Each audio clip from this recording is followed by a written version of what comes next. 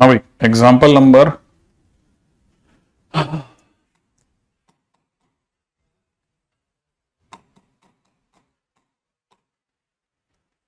ये दिया था मैंने आपको करने को, है ना।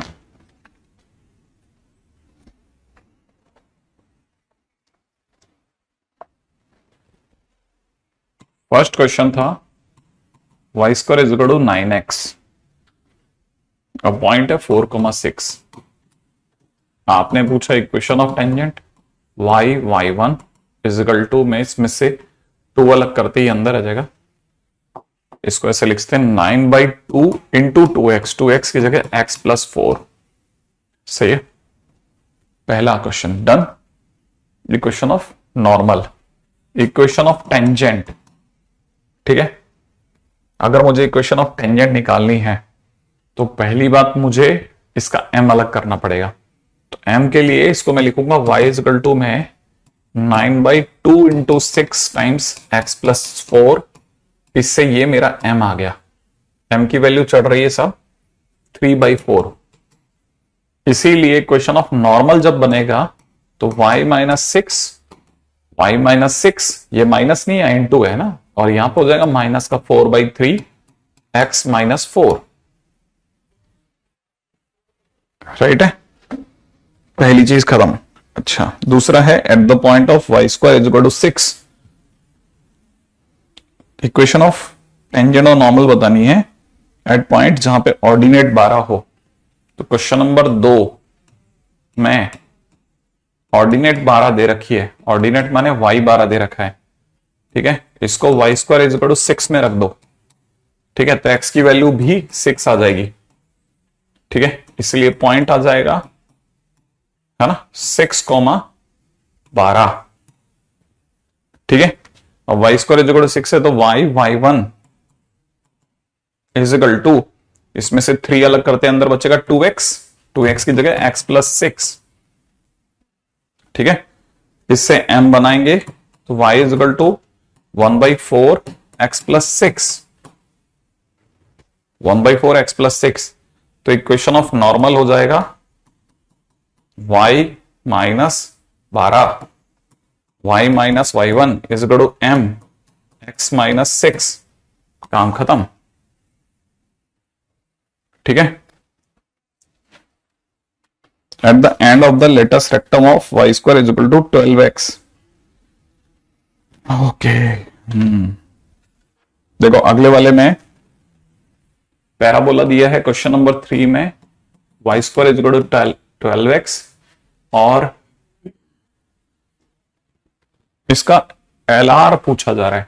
तो LR होता है a2a एंड a-2a, राइट है। तो 2 टेंजेंट और 2 नॉर्मल बनेंगे, 2 टेंजेंट 2 नॉर्मल्स। मैं लेकिन एक ही बनाऊंगा, ठीक है।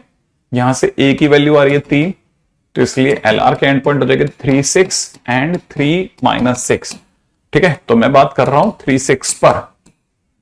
तो y-y1 is equal to 12x में से 6 अलग कर दिया, 2x बचेगा, अंदर x+3, राइट है।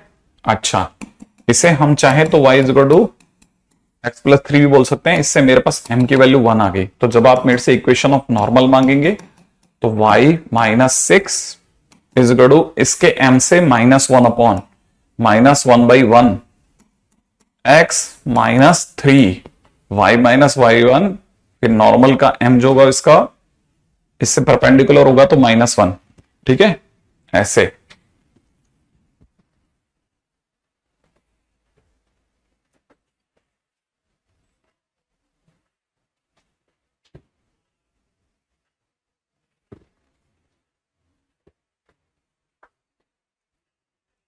अच्छा देखो, अब यहां पे मैंने y6 से y6 लेके कर दिया है ना, तो क्वेश्चन के अंदर y6 कर लेना, ठीक है। मैं इस क्वेश्चन में थोड़ा चेंज कर देता हूं। मैंने यहाँ पे y6 लेकर के सारी कैलकुलेशन कर ली, ठीक है। तो मैं इसको ठीक कर देता हूं, ठीक है। y6 लेकर के x6 आ गया, तो यहां पे y6 हो जाएगा, ठीक है। यहां पे भी y6 हो जाएगा। मैंने 6 लेकर कैलकुलेशन कर लिया, ठीक है। तो उससे क्या हो जाएगा, यहां पे 1/2 हो जाएगा, ठीक है। यहां पे 1/2 हो जाएगा तो यहां -2 हो जाएगा, और यहां पर y की वैल्यू 6 कर देना, ठीक है। तो क्वेश्चन में चेंज हो गया, y इक्वल टू 6, ठीक है। अब सारा क्वेश्चन सही हो जाएगा। हाँ भाई, नेक्स्ट क्वेश्चन में आते हैं। नेक्स्ट क्वेश्चन के अंदर अगला क्वेश्चन दे रखा है, इसके अंदर मैंने सिर्फ एक पे ही निकाला है ना, क्वेश्चन नंबर 4।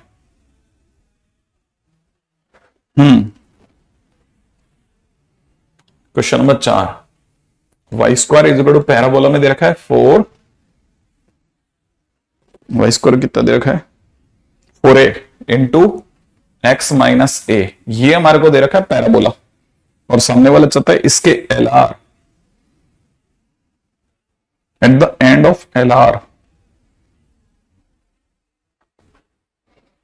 ठीक है। अब एल आर निकालने के लिए हम एक्स की जगह ए डालेंगे, ठीक है।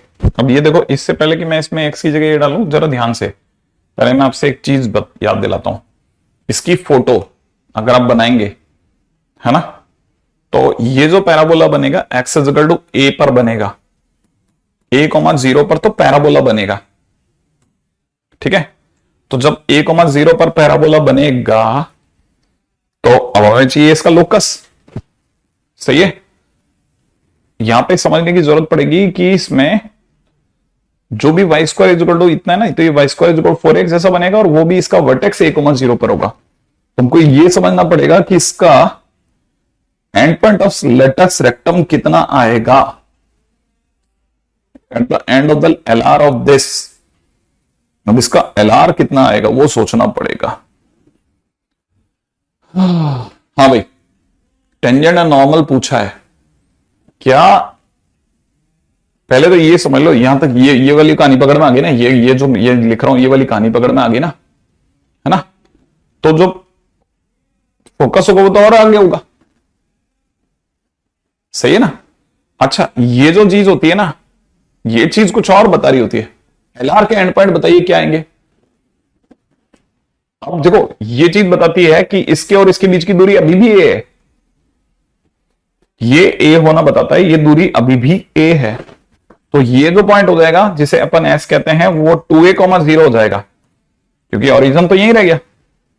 अब जो एलआर बनेगा वो यहां बनेगा, एलआर में सीधे चलने पे एक्स नहीं बदलता, तो एक्स के कोऑर्डिनेट कितने हो जाएंगे 2a, कुछ कुछ, नीचे भी 2a, कुछ कुछ, सही है। अब ये एक्स की जगह 2a मैं यहां रखूंगा, तो एक्स की जगह 2a रखूंगा तो y square is equal to हो जाएगा 4a इंटू में एक्स की जगह 2a रखते ही a, तो मेरे पास में जो y की वैल्यू आती दिख रही है 2a और -2a ही आती दिख रही है, सही है। तो पॉइंट मिल गया अब हमारे को। अब मैं बात कर रहा हूं 2a, 2a पर, है ना। y1 इज इक्वल टू, ठीक है। अब पैराबोला के अंदर हमको क्या चाहिए, पैराबोला के अंदर हमारे को, इसको पहले खोल रहा हूं, ठीक है, क्योंकि बहुत सावधानी की जगह होगी, क्योंकि हमारा खेल अब इतना सीधा नहीं बचा।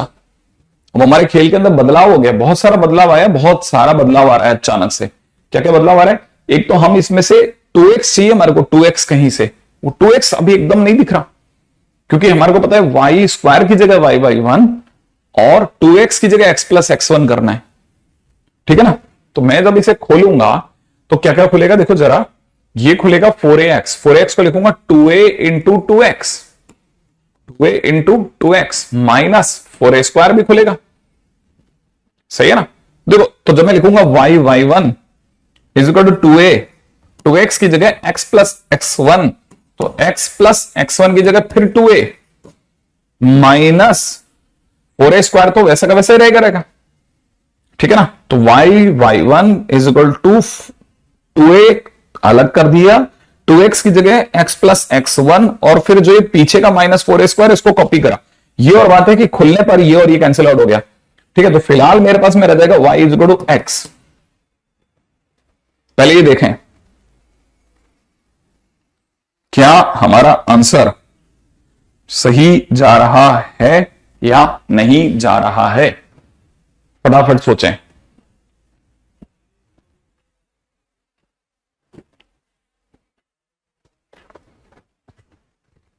हाँ भाई, सही है।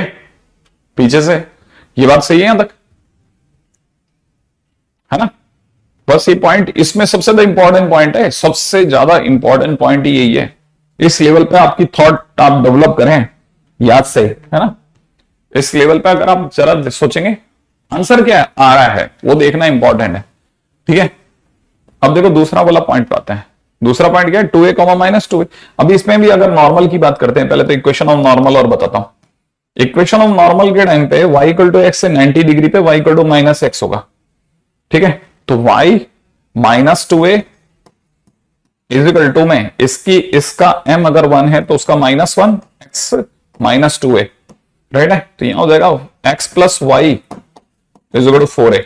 दूसरा नॉर्मल की इक्वेशन दी होगी, ठीक है? अच्छा ये क्वेश्चन अपने पास में नहीं है क्या? ये वाला क्वेश्चन तो बना या नहीं बना? ये क्वेश्चन तो होना चाहिए ना, क्योंकि हमने तो ऐसे दिया था आपको। किसके पास में नहीं है? हमने तो ऐसे दिया आपको। 4 आंसर तो हमारे भी आएंगे ना। y इक्वल टू एक्स और x minus y is equal to 4a। एक आंसर तो हमारे पास में 2 का सेट तो आ गया साहब। अभी 2 का सेट आप निकाल लेना, ठीक है? ये सबसे क्रूशियल क्वेश्चन है उल्टा। मैं तो ये कह रहा हूं उल्टा सबसे भयानक क्वेश्चन यही है, ठीक है? तो इसको जरूर संभालते हुए खेलना, बिल्कुल एग्जैक्टली होगा। अगला क्वेश्चन पे बात करते हैं, नेक्स्ट क्वेश्चन। क्वेश्चन में दे रखा है find the equation of that tangent to y square is equal to 7x।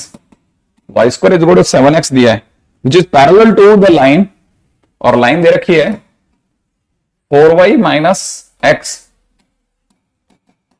Is equal to 3, ठीक है? Also find its points of contact. देखो अब इसने इक्वेशन ऑफ टेंजेंट तक पहले पहुंच बनाएगा और फिर जाकर के पॉइंट ऑफ कॉन्टेक्ट के बारे में सोचेगा। कॉमन टेंजेंट नहीं हुआ, नहीं क्यों? कॉमन टेंजेंट की बात ही कहां चल रही है? हमने तो बात ही नहीं करी इस पे कोई भी, ठीक है? अच्छा तो अभी तो फिलहाल इस पे रहते हैं, आएंगे उस पे भी बात करेंगे, है ना? ये कौन बच्चा है जो टाइम पास कर रहा है इतना, ठीक है? अच्छा अब यहां पे दिख रहा है 4y minus x is equal to 3। इसके पैरेलल हमारे को इक्वेशन ऑफ टेंजेंट चाहिए।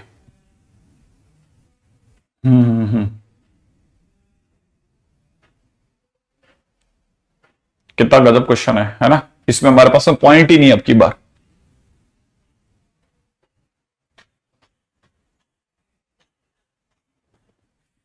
क्या -3 होगा? क्वेश्चन ही गलत ले लिया क्या हमने? क्या? अच्छा ये प्लस का 3 है, ठीक है? ये कह रहे हैं ये +3 इक्वल टू 0 है। ओके समझ गया मैं। क्वेश्चन में देखा है 4y minus x plus 3 equal to 0।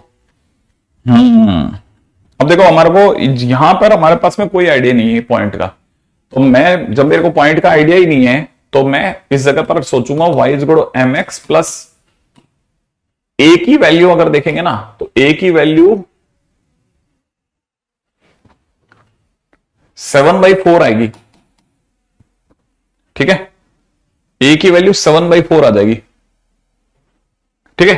तो mx plus a by m से अगर देखा जाए तो 7/4m। पहले तो सबसे पहले हम लोग टेंजेंट की बात करेंगे। अब ये जो टेंजेंट है ना ये कच्चा पक्का टेंजेंट है, ये पक्का हुआ टेंजेंट नहीं है। तो मेरे पास में क्या चॉइस है कि भाई मेरे को तो जो भी टेंजेंट लाना है वो इसके पैरेलल लाना है। इसका m अगर कोई भी बच्चा जानता है तो वो जानता है -1/4 होगा, तो मतलब एक तरह से देखा जाए m 1/4 होगा। अच्छा और ये दोनों आपस में पैरेलल है तो इसका m भी 1/4 हो जाना चाहिए। तो एक तरह से y इज इक्वल टू में x/4 होगा और प्लस में 7/4 इंटू 1/4 होगा। तो हिसाब से देखा जाए तो ये दोनों कैंसिल आउट करके 7/1 माने y इज इक्वल टू में x/4 प्लस 7 ये कुछ होना चाहिए। और अगर इसे जमा के लिखता हूं ना तो 4x नहीं 4y minus x minus 7 equal to 0 है विच इज पैरेलल टू, ये देखो आपस में एक दूसरे के पैरेलल भी आ रहे हैं, ठीक है? तो अपने को यहां से एक बात तो समझ में आ गई है कि हमारे पास में आंसर तो बराबर आ गया, है ना? अब हमारे पास में लाइन की इक्वेशन तो चमक गई साहब, लाइन की इक्वेशन तो जमा जमा आ गई, ये भी 28 होगा उल्टा। सही है। अच्छा, आप लोग भी इसी पे लगे हो क्या? ठीक है, तो अपने बस में लाइन भी आ गई। अच्छा, लेकिन ये कह रहा है कि ये लाइन जहां कहीं भी है, ये लाइन जहां कहीं पे भी टच कर रही है, ठीक है, ये इसके पैरेलल है। ये वाली लाइन तो दे रखी है 4x minus 4y minus x minus 3 equal to 0। हमारी लाइन आ चुकी है 4y माइनस x माइनस 28 बराबर 0। अब ये कहां टच कर रही है? अब या तो हमारे को फार्मूला याद हो कि टेंजेंट के केस में a by m square minus 2a by m होता है, या तो हमें ये याद हो कि टेंजेंट के केस में a by m square comma minus का 2a बाई एम जो होता है वो पॉइंट ऑफ कॉन्टेक्ट होता है। फिर हम m की वैल्यू जानते ही, m की वैल्यू 1/4 है। a की जगह पर हम लोग सोच लेंगे, a की जगह पे 7/4 अपॉन में 1/अपॉन में m स्क्वायर करेंगे तो 1/16 कॉमा माइनस 2a करते ही कितना हो जाएगा? माइनस का 2a करते ही हो जाएगा माइनस का 7/2 बाई m की जगह हो जाएगा 1/4। ऐसा तो हम लोग जिस दिन इसको देखेंगे तो हमारे पास कितना हो जाएगा? 4/28 तो ये वाला आ गया, और ये ऊपर जाकर के माइनस का 14 आ रहा है।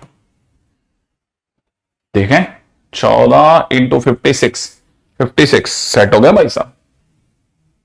बस ये माइनस का नहीं आ रहा।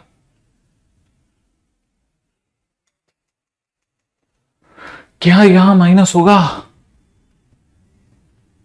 है ना? नहीं होगा ना? हाँ, यहां माइनस नहीं होगा। क्यों नहीं होगा?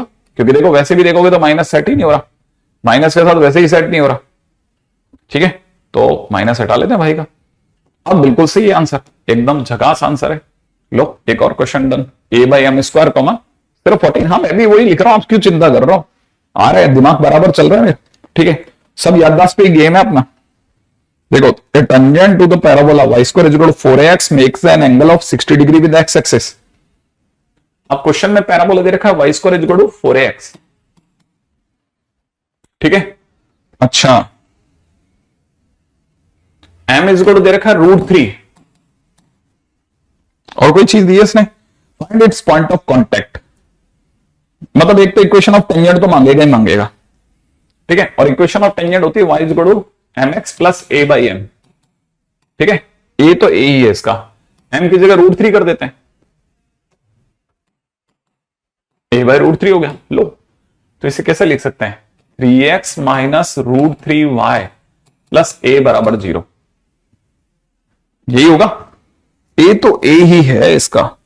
चलो, जो भी है। अब इसको क्या चाहिए? पॉइंट ऑफ कॉन्टेक्ट भी चाहिए। पॉइंट ऑफ कॉन्टेक्ट होता है a by m square comma 2a by M.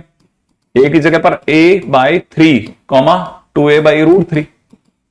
लो, इस पे भी आगे चलें, क्वेश्चन नंबर 7 करते हैं। ठीक है,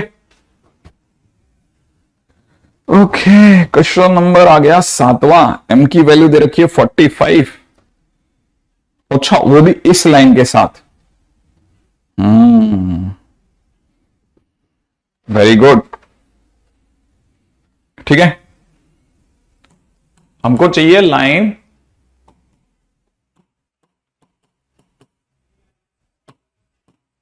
विच मेक्स 45 डिग्री विद एक और line y equal to 3x plus 5 के साथ। मैं लाइन की स्लोप m मान रहा हूं, इसका मतलब tan 45 degree is equal to m minus 3 m1 minus m2 upon 1 plus m1 m2। ये इक्वल टू 1 कर दो, इसका मतलब 1 plus 3m is equal to m minus 3 हो जाएगा। इसका मतलब 2m बराबर में -4। इसका मतलब m की वैल्यू -2 आ गई। m की वैल्यू -2 आ जाएगी सब। m की वैल्यू -2 आ गई, मतलब मेरे को अब m मिल गया पिछले वाले क्वेश्चन की तरह से। अब चाहिए क्या? इक्वेशन ऑफ टेंजेंट चाहिए थी। इक्वेशन ऑफ टेंजेंट होती है y equal to mx plus में a पैराबोला के दिए y स्क्वायर बराबर 8x। पैराबोला दे रखा है y square equal to 8x। इसका a हो गया कितना? 2। m की वैल्यू -2 है ना, तो 2x plus y is equal to -1। एक और काम खत्म। ठीक है, दूसरा वैल्यू निकालना हो तो आप माइनस की। अब ये ध्यान रखना, इसमें एक ही लाइन से दो वैल्यू बन सकती है, तो एक तो -2 होगी तो दूसरी 1/2 भी हो सकती है ना। इसी में एक m डैश और तैयार रखना 1/2 का, वो हमेशा 90 पे होगा कि 45 90 भी होता है, तो दूसरा एक और भी m डैश भी आएगा, ध्यान रखना। ठीक है, वो तब आएगा जब आप में से कोई मॉडुलस के साथ ट्राई करेगा। ठीक है, मैं इसमें कुछ भी दिमाग नहीं लगा रहा। ठीक है, अच्छा, इसको क्या चाहिए था, एक और पॉइंट ऑफ कांटेक्ट भी चाहिए था। Point of contact a by m square, a कितना है भाई का 2, एम स्क्वायर कितना है 4, 2a बाई एम 4 बाय -2, मतलब कितना हो गया 1/2 -2। ये वाला पॉइंट हो गया कांटेक्ट का। देख लेने देना, ये इसको टच भी कर लेगा क्या, 1 -2 -1 बराबर बराबर, बहुत बढ़िया। ठीक है, अगला क्वेश्चन, क्वेश्चन नंबर 8, 8वें क्वेश्चन पे प्रयासरत। ओके, कई बच्चों ने जिन्होंने पूरे लगाए हैं बता दें जरा कि हमने सर पूरे लगाए हैं सारे के सारे। पॉइंट ऑफ कांटेक्ट चाहिए 4x पे जहां पे टेंजेंट और नॉर्मल जो हो वो 30 डिग्री से इंक्लाइंड हो।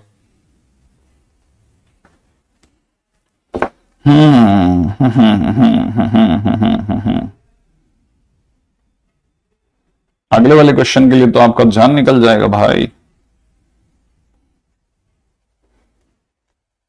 ओके, पूरा किया है 3-4 नहीं बने, मैंने किया है सर, बस तेरा नहीं हुआ, ट्राई कर किए बने थोड़े ही। ओके, आज 2-2 जस्वी काम कर रहे हैं। ठीक है, क्वेश्चन नंबर 8 में एक पार्ट अभी हो जाएगा, एक पार्ट के लिए रुकना पड़ जाएगा। क्वेश्चन नंबर 8 दे रखा है ऐसा, y square is equal to 4x करके पैराबोला है और दे रखा है tangent is inclined to 30 degree. ठीक है, मतलब अपन इसमें फर्स्ट पार्ट ही करेंगे अभी, क्योंकि नॉर्मल इंक्लिनेशन को लेकर के कोई कहानी वैसे मैंने कही नहीं थी, हालांकि बना तो था, मतलब मैंने बताया था, पता नहीं आपको याद होगा तो बात नहीं, आइडिया नहीं मेरे को।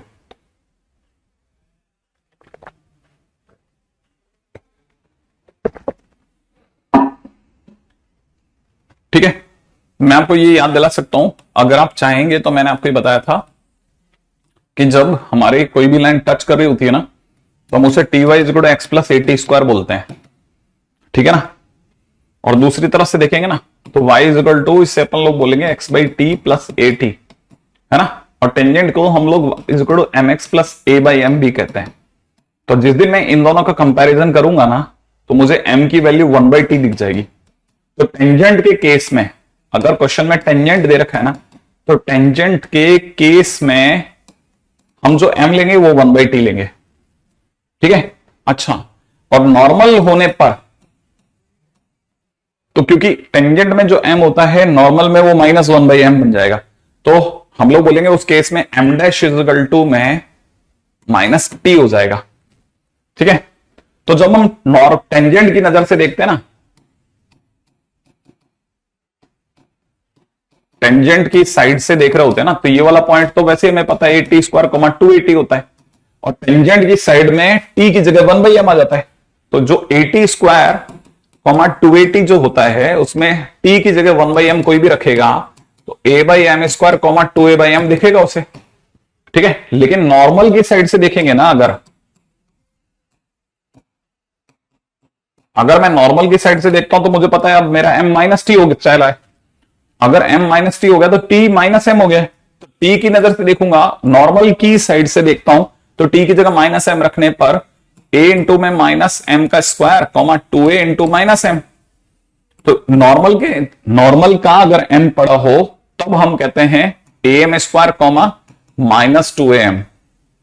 सही है, अच्छा, इसीलिए ये जो है ना, ये नॉर्मल की साइड है ना, तो अगर भाई तो इसी लाइन को जब टेंजेंट की टच करने पे देखा जाता है ना इस पॉइंट को, तो टेंजेंट होने पर ये है ना पॉइंट ऑफ टेंजेंसी कहलाता है, पॉइंट ऑफ टेंजेंसी।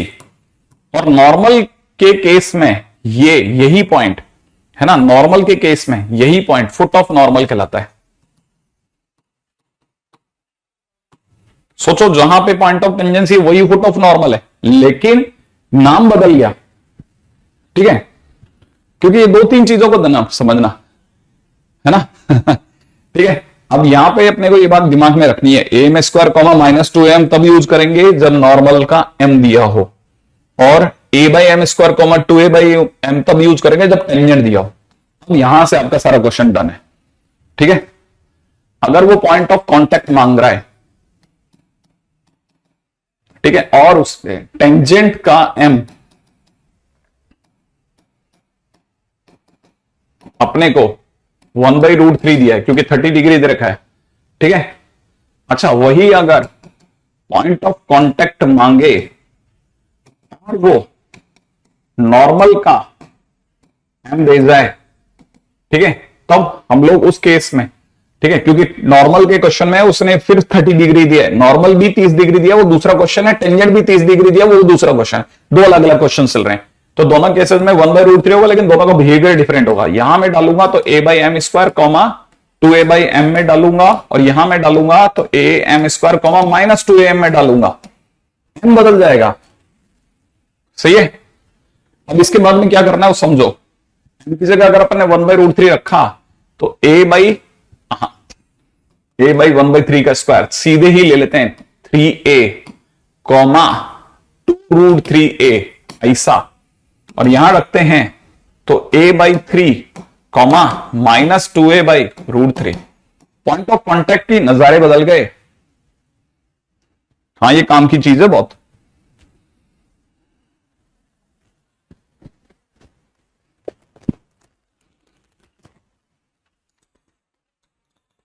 लिख लो लिख लो लिख लो, अगर आपको थ्योरी लिखनी है तो।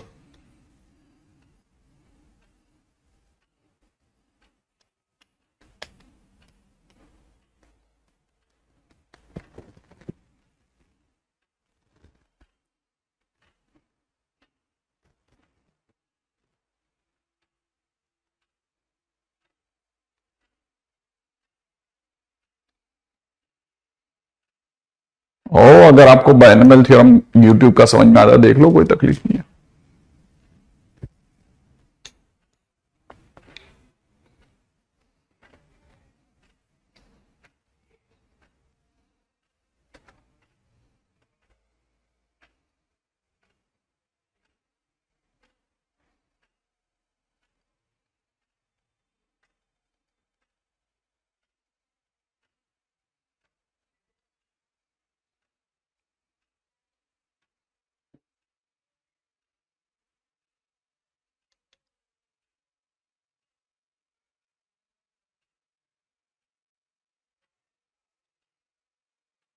अच्छा तनिष्क, वाह।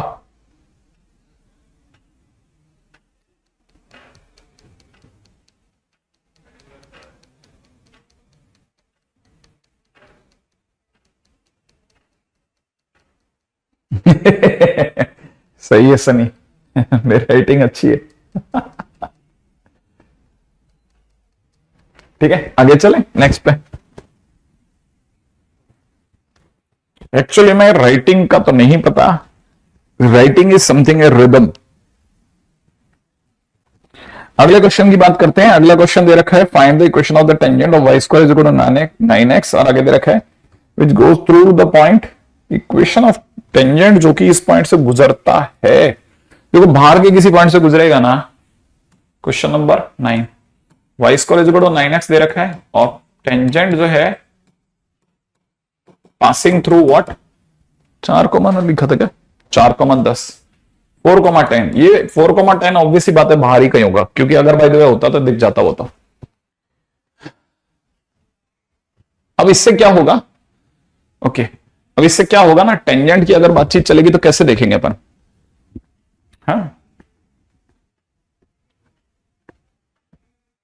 हाँ, ये पॉइंट बाहर है ना, जब भी बाहर पॉइंट होता है तो हम लोग लिखते हैं y is equal to mx plus a by m. m 4 का डिवाइड लगा देना, 4 कॉमन लेते ही जो बच गया 9/4, 9/4m। एक तो ये हो गया, और ये पॉइंट इसको सेटिस्फाई करेगा, क्योंकि बाहर से जब भी टेंजेंट बनता है तो हम इसे यूज करते हैं, तो इसको यूज कर लेते हैं। तो यहां दिख जाएगा tan इज इक्वल टू में कितना, 4m प्लस 9/4m, है ना, m की जगह पर 4, ठीक है, बराबर। तो यहां से देखेंगे ना तो ये हो जाएगा 4m स्क्वायर माइनस का 40m प्लस का 9 बराबर 0, है ना। 4m² माइनस का 40m प्लस 9 बराबर 0। 4m² माइनस 40m प्लस 9 बराबर 0। 1600। 40m बहुत ज्यादा हो गया यार बेचारे का, कटेगा ही नहीं। ये 16m² हुआ ना, 16 है ना, 16m² हो जाएगा। तो अब अपने को क्या चाहिए भाई, m का तोड़ाफोड़ी करने का है, तो 16 इंटू 9 यहां से हो जाएगा 4m, ठीक है। एक हो जाएगा 4m माइनस 9 ले लेते हैं, और एक ले लेते हैं 4m माइनस 1 इक्वल टू 0, ठीक है।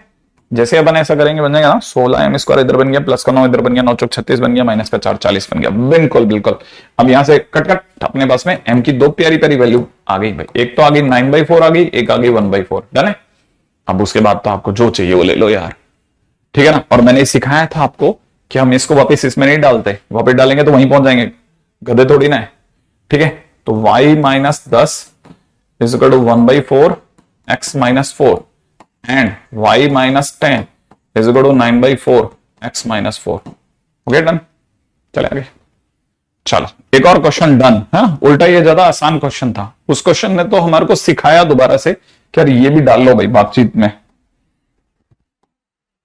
क्या हो गया, ओके ठीक है। नेक्स्ट क्वेश्चन क्या कहता है, prove that the straight line this touches the parabola. Okay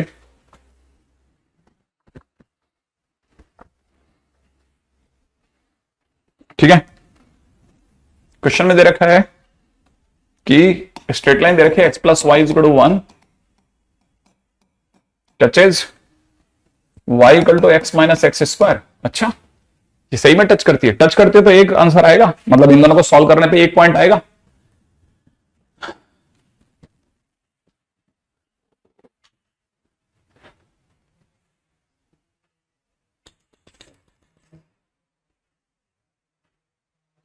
अच्छा ओके हाँ भाई, अब क्वेश्चन में दे रखा है y की वैल्यू इसमें डाल दें, y की वैल्यू कितनी आएगी, 1 minus x is equal to x minus x²। सारे सामान को इधर लेके चलते हैं, x² माइनस 2x प्लस 1 बराबर 0। लो x का एक ही आंसर आया, मैं ये कह रहा था आंसर एक ही आएगा। x अगर एक आया तो y की वैल्यू 0 आ गई, 1,0 इज ओनली पॉइंट। इसका मतलब ये इस पैराबोला को एक ही जगह टच करेगी क्योंकि एक ही आंसर आया। कंबाइन कर d इक्वल टू 0 ऐसा भी कह सकते हो, परफेक्ट स्क्वायर आया या एक ही आंसर आ रहा है ऐसा भी कह सकते हैं।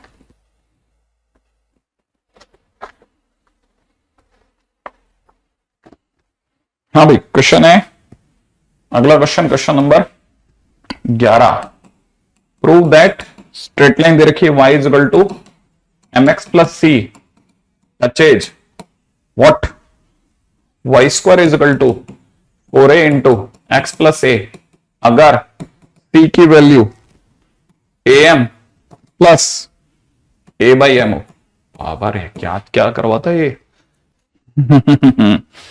देखते हैं। अगर ये इसको सही में टच करता है ना तो y की वैल्यू डाल दो, y की वैल्यू डालते हो जाएगा mx प्लस सी का whole square is equal to में हो जाएगा 4ax प्लस में 4a² है ना।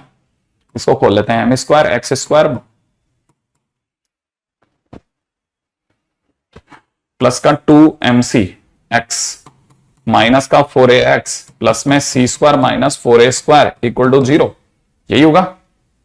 इसका d चेक करो, टच करने पे d इक्वल टू 0 होगा, d हो जाएगा 4m² c² minus b² minus 4ac, 4a a की जगह हो जाएगा कितना m², c की जगह हो जाएगा c² माइनस 4a²। कैसी कैसी चीजों पर जाना पड़ रहा है।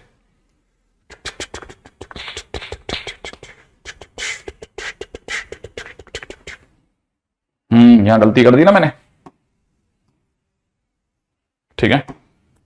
बी हो जाएगा 2mc माइनस 4a का होल स्क्वायर माइनस में 4m² into c² minus 4a² equal to 0, यही होगा। अब सही जाएगा ना, 4m मतलब 4m² c² और माइनस में हो जाएगा 16 amc प्लस में कितना 16a², ठीक है, माइनस ऑफ 4m² c² और प्लस में कितना 16 ए स्क्वायर, हाँ ए स्क्वायर नहीं, प्लस में 16 ए स्क्वायर एम स्क्वायर, ये दोनों कैंसिल आउट हो गए। 16 16 16 उड़ के पानी में चला गया, यहां से रह जाएगा माइनस का एमसी, यहां से रह जाएगा प्लस का ए, और यहां से रह जाएगा प्लस का ए एम स्क्वायर, है ना, है ना, है ना।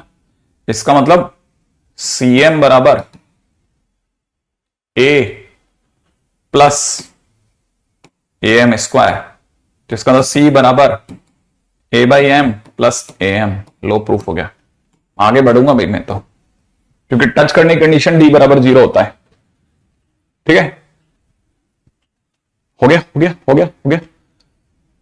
Very good very good very good very good. देखो हम इस रास्ते से गुजर चुके हैं 2-3 बार।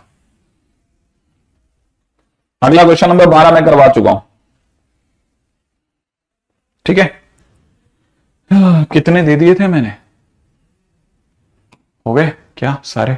14-15 तक दे दिए थे क्या?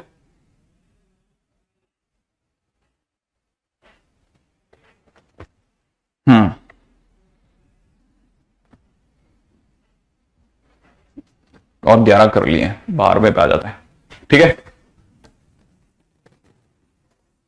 क्वेश्चन नंबर 12 तो 12 हो गया है ना।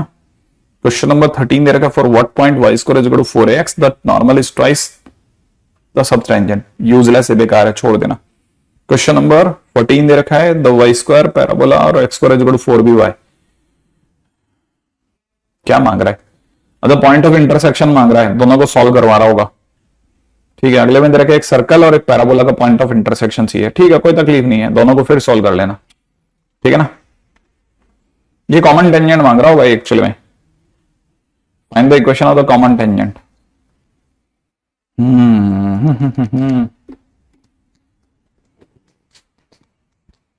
ओके, हाँ तो कॉमन टेंजेंट भी कोई लंबा चौड़ा काम नहीं है। ठीक है ना। ऑफलाइन स्टूडेंट्स की कैलकुलेशन बहुत फास्ट है।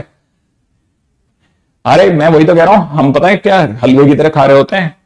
बच्चा लपक के खेल रहा होता है, लपक करके खड़ाखट खड़ाखट खड़ाखट खड़ाखट। अरे देखा नहीं क्या आपने? मतलब कोई क्वेश्चन नहीं टिकने दे रहे। ठीक है, कोई क्वेश्चन नहीं टिकने देते। मजा आता है तभी तो मैं कहता हूं, यहाँ की क्लास में हो ना तो आप लोगों के साथ में तो सोचो कितना आनंद हो जाए। आधा टाइम मैं उनके साथ, आधे टाइम आपके साथ। तो जो बच्चा आप में से हल्का सा भी नींद भी काट रहा होगा ना, उसको लगेगा यार मैं अकेले ही बेवकूफ हूं क्या। और आप में से जो इंटेलिजेंट स्टूडेंट होगा उसको लगेगा यार भागो। ठीक है, मतलब भले कोटा हो चाहे मत आओ। जैसे वन शॉट लेते हैं तो उसमें बिल्कुल एकदम से ऑफलाइन की फील आती है, और वही आने वाले टाइम में देख लेना, मैं कह रहा हूं ना ऑफलाइन वैसे ही जाएगा। जो बच्चा आ सकता है आ जाए, नहीं आता तो भी क्या तकलीफ है, स्पीकर है ही, स्पीकर ऑन करके पढ़ ले, वहां से रिप्लाई दे सकता है, सामने से आता रहेगा। क्यों? आप में से जिन बच्चों ने पूरा देखा होगा उनमें से कईयों को तो फील आई होगी बिल्कुल जैसे वहीं बैठ के पढ़ रहे हो, ऐसी वाली। लेकिन इसका मजा तभी है जब बिल्कुल साथ बैठ के पढ़ो।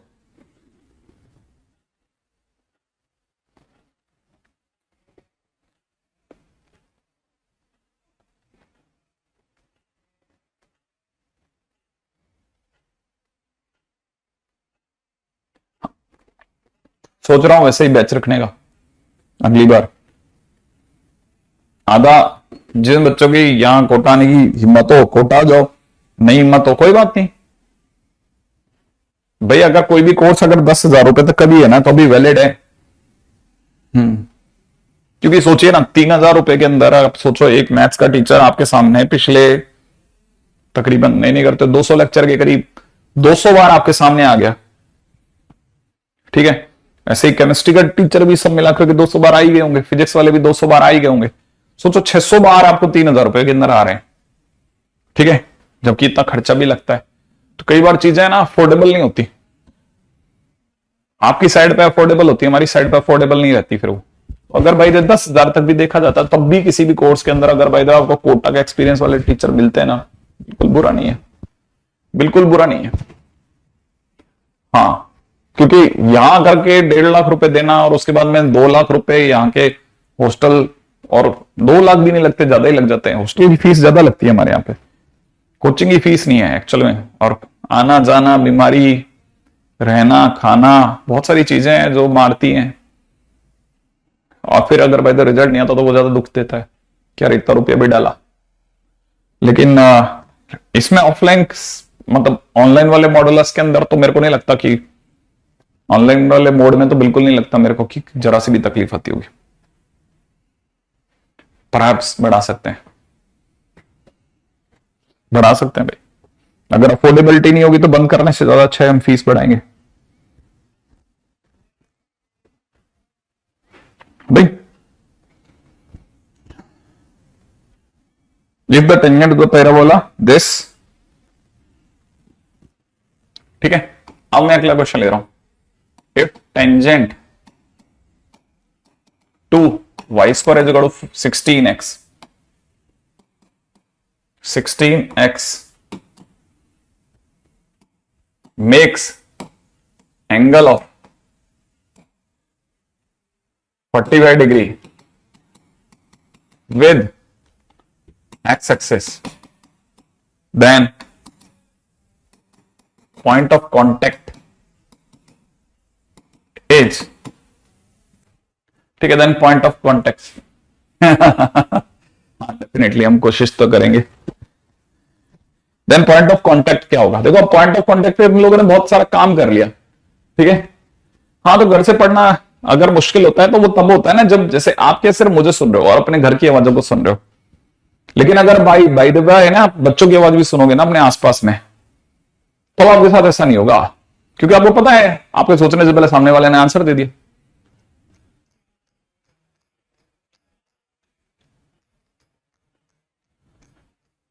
ठीक है, अच्छा अब देखिए क्वेश्चन के अंदर अगर दे रखा है मेक्स टेंजेंट जो है वो 48 डिग्री का एंगल बना रहे हैं एक्स एक्सिस से, तो m की वैल्यू 1 होगी ना, तो पॉइंट ऑफ कांटेक्ट तो हमारे को याद ही हो गया। पॉइंट ऑफ कांटेक्ट कितना था? a/m स्क्वायर कॉमा 2a/m, तो a की जगह पे कितना है 4 डिवाइड बाई 1 का square comma 2 into 4 divide by 1, तो हमारा पॉइंट ऑफ कांटेक्ट कितना हो गया 4,8। ये लो, राइट ऐसे।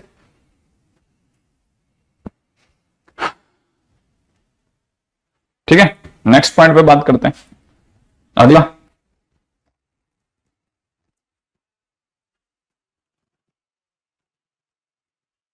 ठीक है, क्वेश्चन है इक्वेशन ऑफ कॉमन टेंजेंट, ठीक है, टचिंग सर्कल x-3 का whole square plus y square is equal to 9 and y square is equal to 4x, ठीक है, above x access.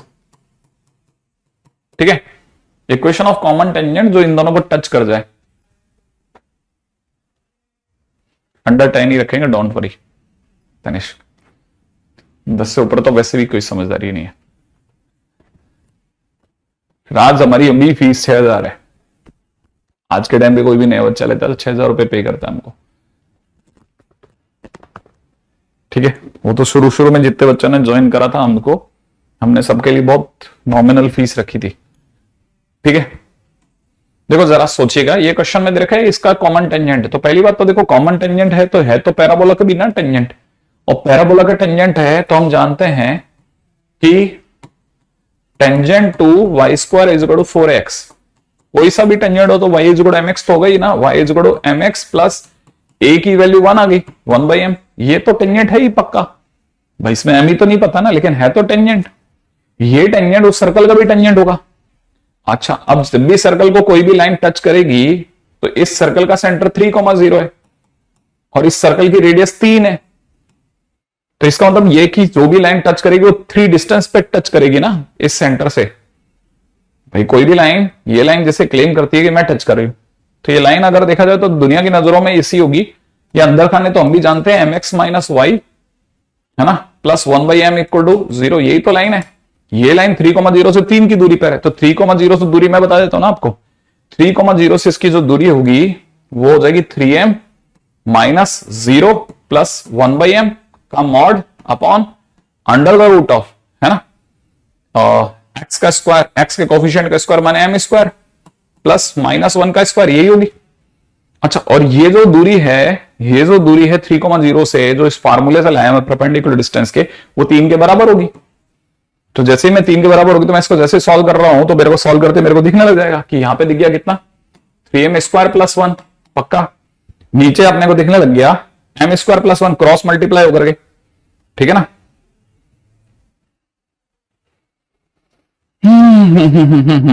M M की बहुत ही खतरनाक सी वैल्यू आने वाली है, ठीक है। इज इक्वल टू में कितना, 3m under the root of m square plus 1, यही होगा। स्क्वायरिंग कर देते हैं, 9m की पावर 4 प्लस में कितना 6m स्क्वायर प्लस 1 बराबर में 9m पावर 4, ठीक है, और प्लस में 9m स्क्वायर, सही है, झकास।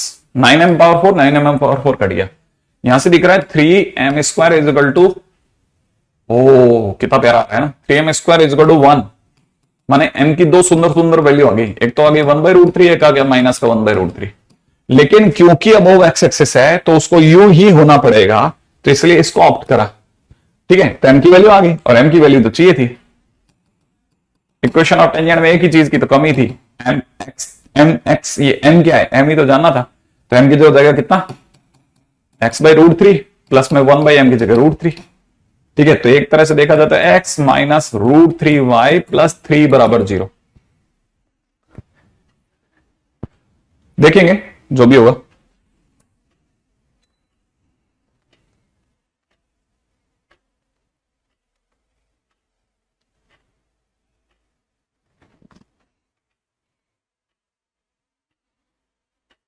ठीक है, x माइनस √3y,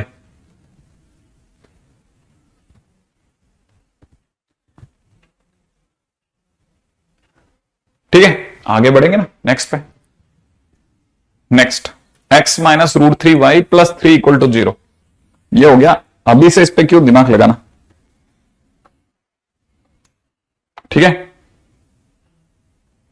अगला क्वेश्चन है, find equation of common tangent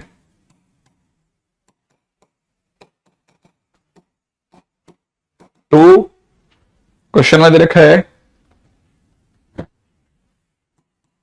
x square plus y square is equal to 4x and दूसरी तरफ से दे रखा है y square is equal to 4x,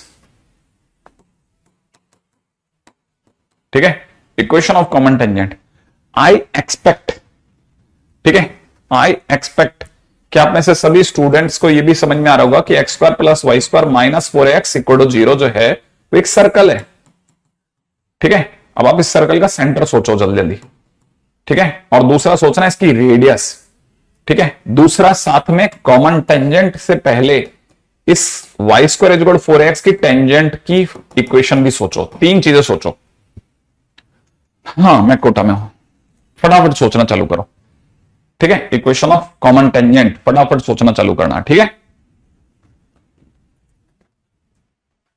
very good, नहीं सेंटर 0 0 नहीं है,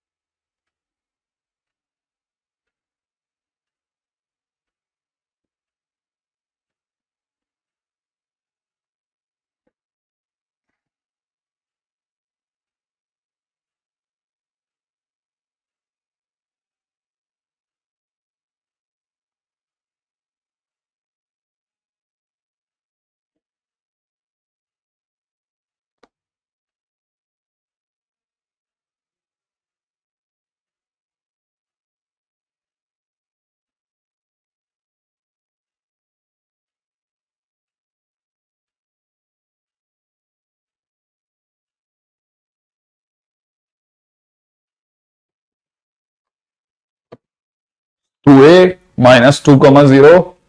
सेंटर तो कुछ बच्चों ने सही बता दिया भाई, सेंटर है 2a,0, नो डाउट। रेडियस हो जाएगी 2a का स्क्वायर प्लस 0 का स्क्वायर माइनस 0 का स्क्वायर माने 2a। ठीक है, तो 2a,0 ही सेंटर है और रेडियस भी 2a ही है। तो पहली बात तो सेंटर हो गया 2a,0 और दूसरी बात रेडियस भी हो गई 2a। सही है। अब आया कौन सा कि देखो इक्वेशन ऑफ टेंजेंट, और इक्वेशन ऑफ टेंजेंट शुभम एकदम सही बता रहे हैं कि y is equal to, sir इसका equation of tangent mx plus a by m होगा। अच्छा, ये जैसा भी है तो सर्कल, सर्कल को कोई भी लाइन अगर इसका सेंटर है 2a,0, इसको कोई भी लाइन अगर टच करेगी तो टच करने पर उसकी सेंटर से दूरी रेडियस के बराबर ही तो होगी, माने 2a के बराबर हो जाएगी। तो मैं इसके सेंटर से इस पे परपेंडिकुलर डिस्टेंस का फार्मूला लगा रहा हूं और इक्वेशन ऑफ लाइन लिख रहा हूं mx minus y plus a by m equal to 0। इस लाइन पर मैं परपेंडिकुलर डिस्टेंस का फार्मूला लगाता हूं। तो मॉडुलस x की जगह पे 2a, तो 2am, y का कोफिशिएंट -1 इंटू 0 माने 0 प्लस c की जगह a by m upon under the root of x के कोफिशिएंट का स्क्वायर y के कोफिशिएंट का स्क्वायर लिख दें, इजिकल टू में रेडियस माने 2a के बराबर होगी ये दूरी। अब इसे सॉल्व कर लेते हैं। अगर मैं इसे सॉल्व करता हूं तो मुझे यहां से दिख रहा है 2am प्लस में a बाई एम का whole square is equal to 2a root m square plus 1 का होल स्क्वायर।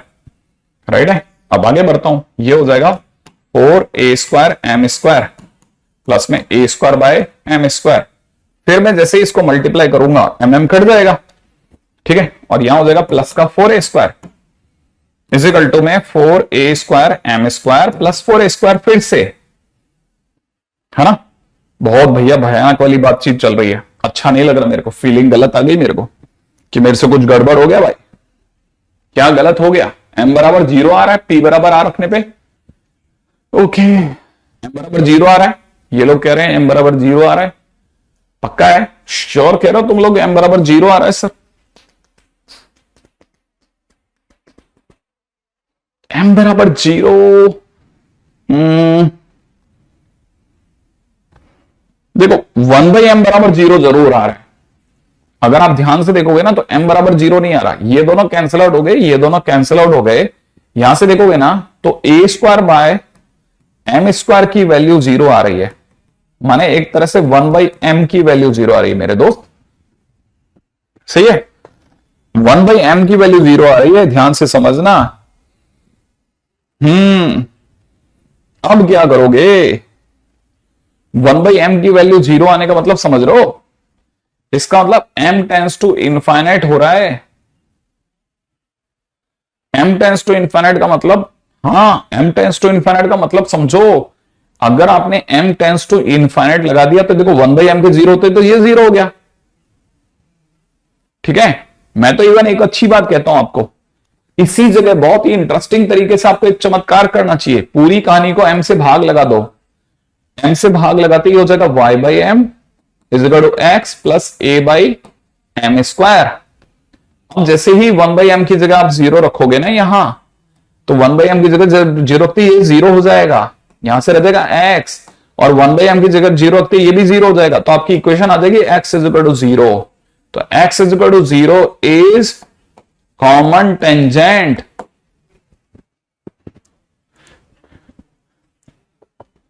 पढ़ने में आया आपको? क्या शानदार क्वेश्चन निकल गया ये सडनली।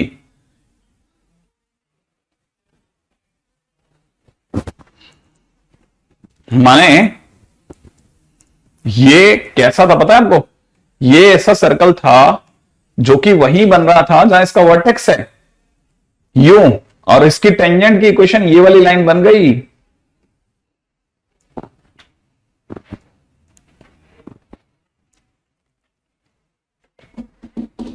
ए की वैल्यू नहीं आई हमारे पास, ए की कोई वैल्यू नहीं आई हमारे पास, हमारे पास ए की कोई वैल्यू नहीं आई।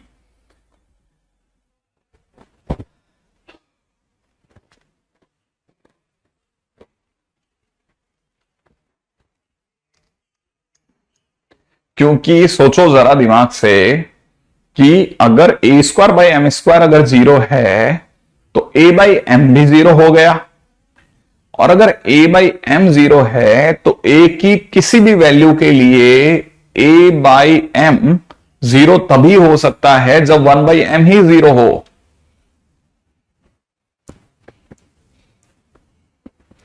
ऐसे भी नहीं तो ऐसे समझो, दिमाग से सोचो।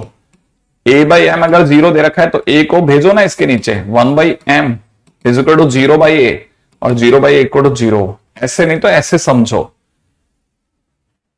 आया समझ में? ऐसे करना तो भी बच जाएगी बात।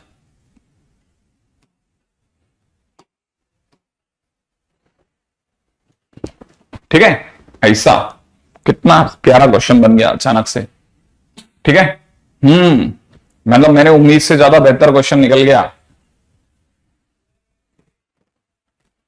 ओके,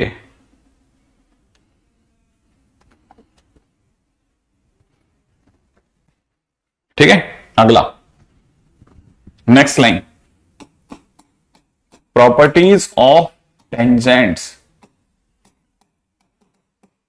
ठीक है,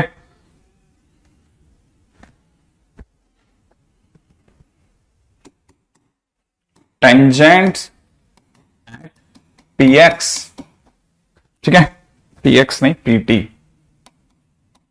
pt1 and qt2 intersects at a t1 t2 comma a t1 plus t2।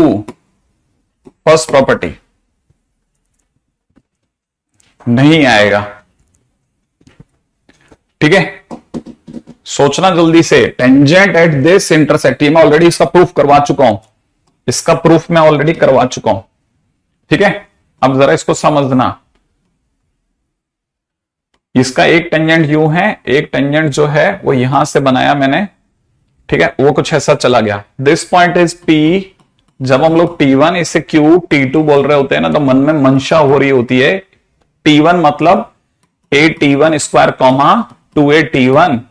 T2 लिखने का भावार्थ होता है a T2 square comma 2a T2। T1 का मतलब होता है, ये टेंजेंट हो गया T1y is equal to x plus a T1 का स्क्वायर। T2 के ऊपर टेंजेंट का वैल्यू होता है T2। इक्वेशन होती है T2y is equal to x plus a T2 square. और दोनों जहां भिड़ते हैं, जहां टकराते हैं, उस पॉइंट ऑफ इंटरसेक्शन की वैल्यू होती है a T1 T2 a T1 plus T2। ठीक है, अब पॉइंट नंबर 2 पे आता हूं, second point.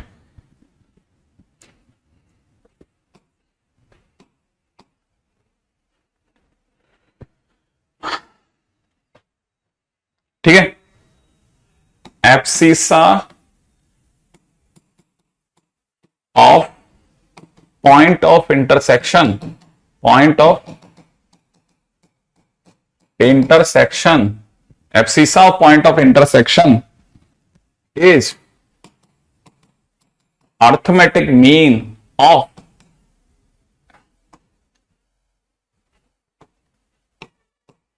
एब्सिसाज of point of contact. हाँ, इसे ज्योमेट्रिक मीन कर देना ना, geometric mean of abscissas of point of contact. क्या मतलब है सर इसका? ठीक है,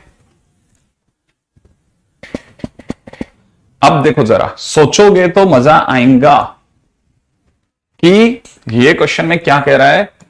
ये कह रहा है कि इसमें पॉइंट ऑफ कांटेक्ट दो हैं, ये दो है ना, ये दो पॉइंट ऑफ कांटेक्ट का एब्सिसा, एब्सिसा माने एक्स कोऑर्डिनेट। ठीक है, तो एक्स कोऑर्डिनेट पहले का a T1 स्क्वायर, दूसरे का a T2 स्क्वायर। सही है, दोनों का ज्योमेट्रिक मीन, दो का ज्योमेट्रिक मीन का मतलब दोनों की गुणा कर दो और अंडर रूट ले लो, ये ज्योमेट्रिक मीन आ जाएगा। ए और बी का geometric mean under root a b होता है, तो इन दोनों का ज्योमेट्रिक मीन अंडर रूट में इन दोनों के मल्टीप्लाई होगा। तो बच्चे को पता है ये सर a T1 T2 आ जाएगा, और ये कौन है? ये उसका x है, माने एब्सिसा है, और ये लो प्रूफ हो गया। ठीक है, पॉइंट नंबर 3, ठीक है, arithmetic mean of ordinate of point of contact is ordinate of point of intersection।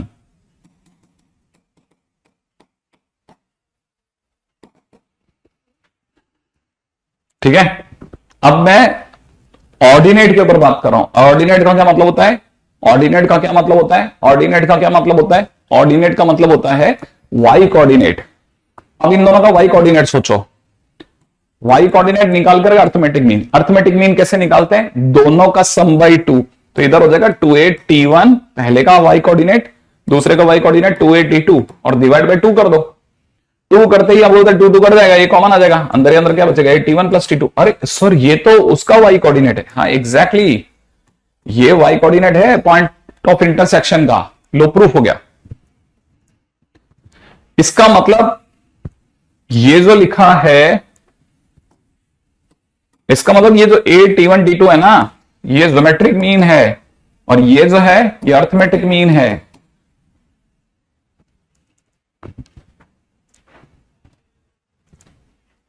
सही है, आगे बढ़ते हैं।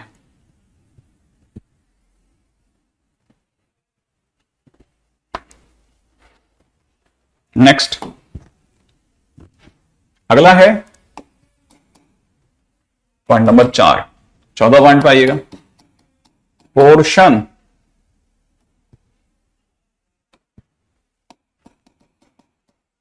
पोर्शन ऑफ टेंजेंट,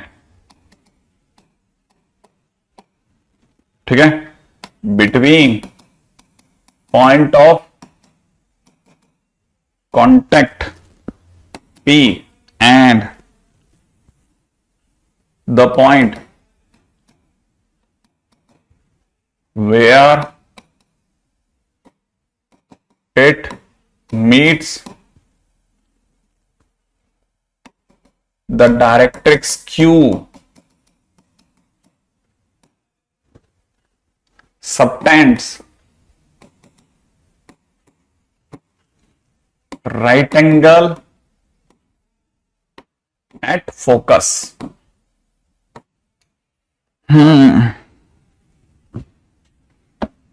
ये सर इसका क्या मतलब हुआ? ये क्या लिख रहे हैं सर? ये तो मेरे को इंग्लिश पकड़ में ही नहीं आती। एग्जैक्टली पकड़ में नहीं आती क्योंकि अपन तोड़ तोड़ के पढ़ना नहीं चाहते। हम जिस दिन पढ़ने की इच्छा रखेंगे हमें सब पकड़ में आएगा। देखो आपको दिखाता हूं, ये कह रहा है कि किसी भी पॉइंट पर आप एक पहले सबसे बड़े टेंजेंट बना दो। बना दिया टेंजेंट। टेंजेंट बनाते ही क्या हो करना है आपको? ये पॉइंट ऑफ कॉन्टेक्ट हो गया P, ठीक है, लिखा है पॉइंट ऑफ कॉन्टेक्ट P, और point where it meets the directrix. Directrix से कहां मिल रहा है? यहां मिल रहा है। ये डायरेक्ट्रिक्स है, x is equal to minus है, ये लिख देते हैं अपन डायरेक्ट्रिक्स है, और अपन दिखा देते हैं यहां मिल रहा है सर ये टेंजेंट। इस पॉइंट का नाम क्या है? Q बोला है। P कौन है? पॉइंट ऑफ कॉन्टेक्ट है। Q कौन है? जहां ये डायरेक्ट्रिक्स को काट रहा है।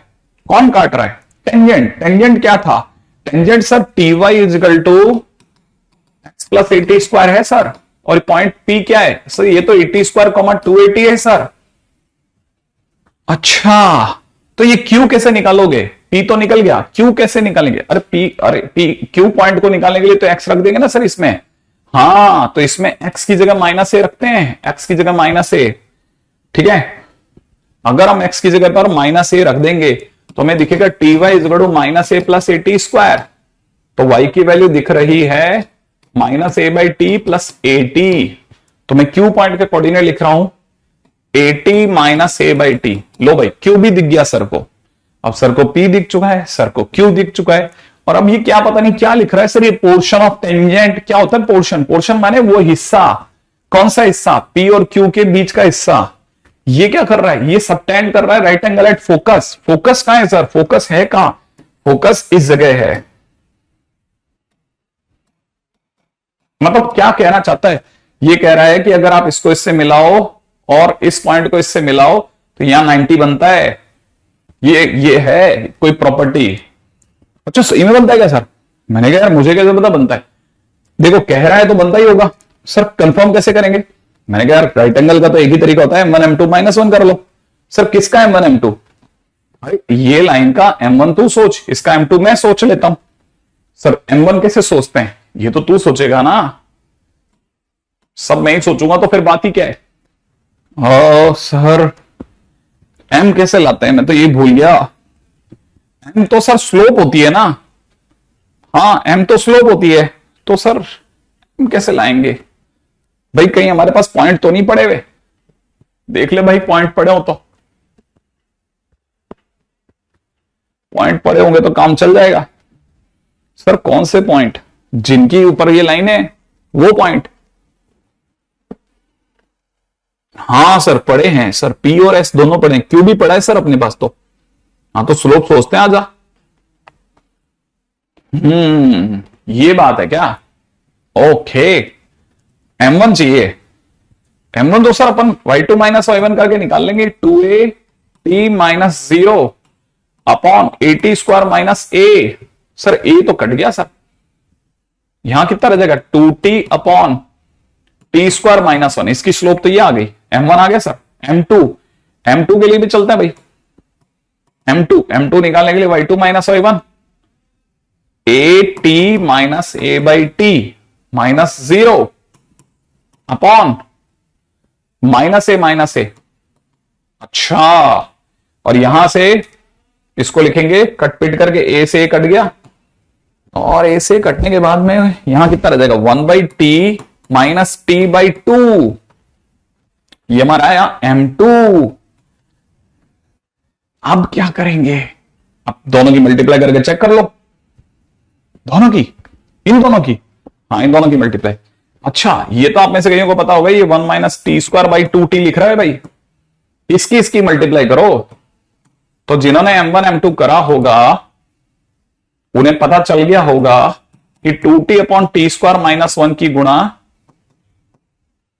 अगर किसी बच्चे ने 1 - t² अपॉन 2t करके करी तो ये हो जाएगा -1।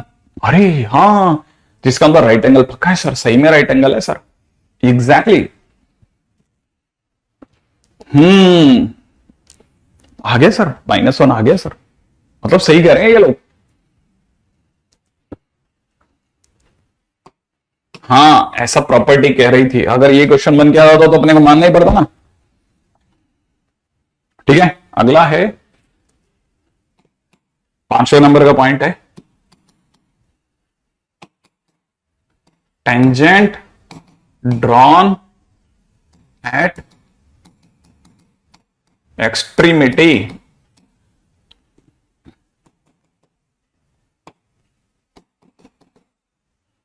of focal chord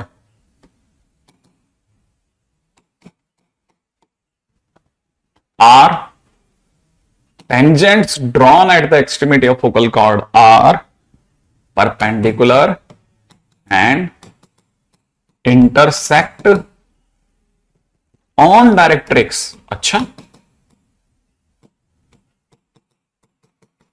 क्या बात है, tangents drawn at the extremities of the focal chord, मतलब ये कि इसके अकॉर्डिंगली ये जैसे सर फोकल कॉर्ड है जो कि 1,0 से गुजर रही है, तो इसके इस पॉइंट पर अगर कोई बालक ऐसे टेंजेंट खींचेगा और यहां पर टेंजेंट खींचेगा दोनों पॉइंट्स पर, फोकल कॉर्ड की दोनों एक्सट्रीमिटीज पर, तो वो दोनों एक दूसरे से परपेंडिकुलर होंगी। लग तो नहीं रही सर, मैंने कहा वो लग तो इसलिए नहीं रही क्योंकि अपने हाथ से बनाया ना, यही अगर टेंजेंट ने एकदम सोच समझ के बनाया तो कुछ ऐसे दिखता। सही है, तो शायद थोड़ा 90 हो भी सकता था। अच्छा मतलब होगा आपके हिसाब से। हाँ, और दूसरी बात, न केवल होगा बल्कि ये वाला जो पॉइंट होगा ना वो डायरेक्ट्रिक्स पे भी आके मिलेगा, माना एक्स इक्वल टू -a पे मिलेगा ही मिलेगा। अरे सर ये तो आप बता चुके हो। अच्छा ये बता चुका हूं मैं? हाँ ये आप बता चुके हो, एग्जैक्टली बता चुका हूं।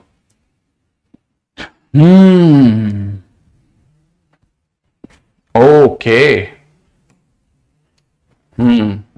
फोकल कॉर्ड के आप मेरे को बस सिर्फ PQ बता दो आप, बाकी तो मैं समझ जाऊंगा कि आपको याद है कि नहीं। PQ बता दो आप, PQ PQ PQ PQ बता दो, PQ, उसी में काम हो जाएगा यार अपना तो।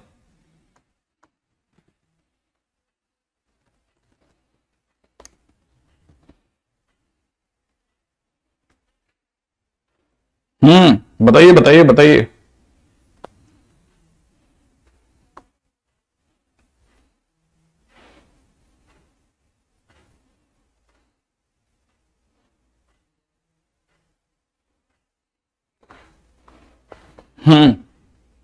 वाह भाई वाह। तो P की वैल्यू आ जाएगी AT² कॉमा 2AT, 2AT, और ये वाला हो जाएगा A/T² कॉमा -2A/T, क्योंकि फोकल कॉर्ड पर T1 T2 -1 होता है। ओके, तो याद है ना T1 T2 -1 होता है, इसीलिए जहां भी ये दोनों भिड़ते हैं ना वहां पर AT1 T2 और AT1 + T2 तो आना पक्का है, लेकिन T1 T2 बन जाता है -1, इसीलिए ये वाला पॉइंट बन जाता है -A, क्योंकि T1 T2 की जगह -1 चला जाता है। और यहां ये वाला पॉइंट हो जाता है A, T1 की जगह T हो जाता है, और T2 की जगह -1/T लग जाता है। अच्छा, -A, इतना, एग्जैक्टली इतना। ठीक है, एक और बात डन। अच्छा, नेक्स्ट पॉइंट, अगला। ठीक है, पॉइंट नंबर 6, सर्कल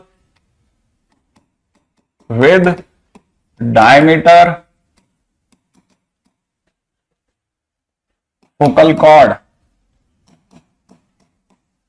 ठीक है, circle with diameter focal cord touches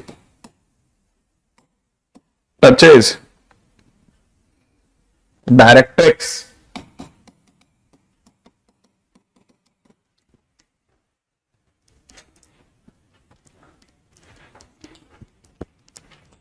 हाँ, देखने को तो देख सकते हैं, बाकी उनको समझ में आएगा कि नहीं आएगा वो तो देखें वो। ठीक है, ठीक है।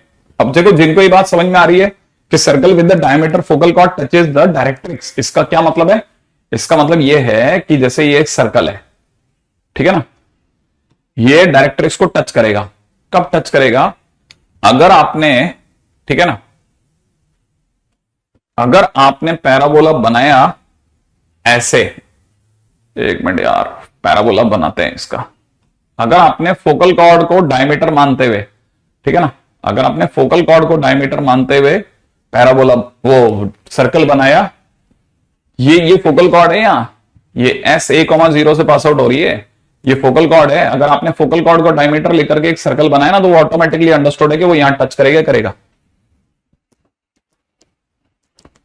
श्योर, वेरी श्योर, पक्का टच करेगा, पक्का।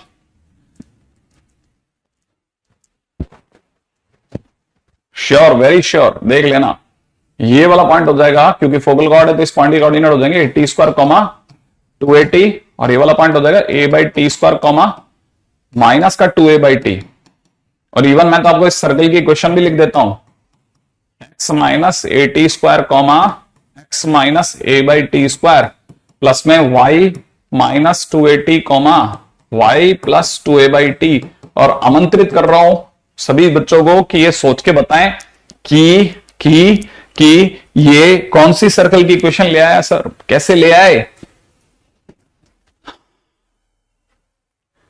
नहीं, फोकस को सेंटर नहीं माना, फोकस नहीं, फोकल कॉर्ड को डायमीटर माना है। ठीक है, बाकी अपन कल करते हैं। सोचो, आज के दिन पे तो कोई काम नहीं दे रहा मैं आपको, आज मस्ती करो, कल के दिन पे दोबारा से देखेंगे। अच्छा कुमारी, हेलो करते, मिलते तो सही बेटा, मिलेंगे अपन, है ना? चलिए, डायमेट्रिक फॉर्म, बिल्कुल पैरामेट्रिक नहीं, डायमेट्रिक, वो तो